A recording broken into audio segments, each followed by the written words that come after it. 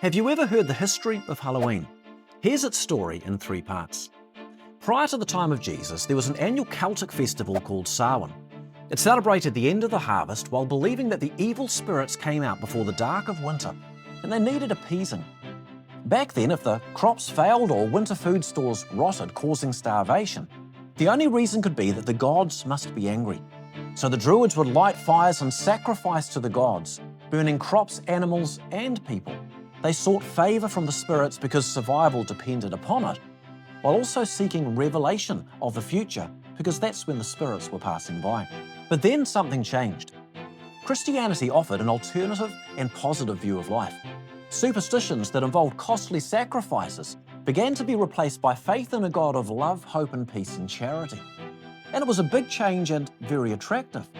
As a result, from about the 700s onwards, the pagan festival of darkness became a celebration of the saints who brought the light, because so many things had become so much better.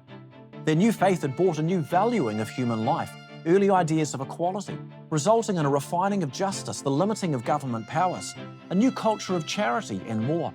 Called All Hallows Day to hallow or revere the saints, the eve of the celebration was All Hallows Eve, from which the name Halloween comes from, which means that Halloween itself is actually a celebration of light and has a 1400-year history to it.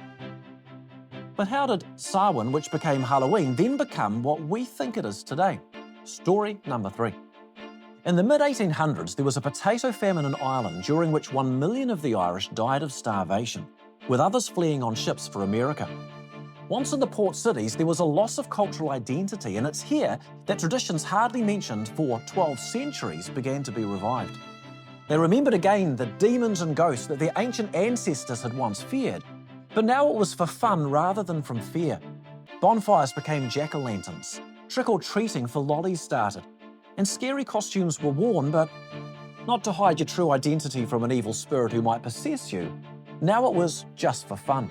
Then another 70 years later, in the early 1900s, some businessmen realised there was an economic opportunity here. They could make money selling the costumes and decorations, so advertising began.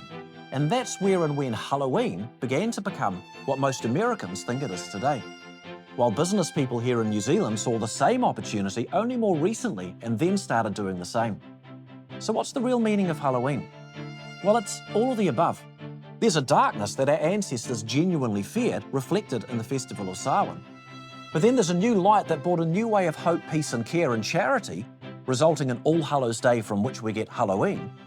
And then there's the money that there was to be made.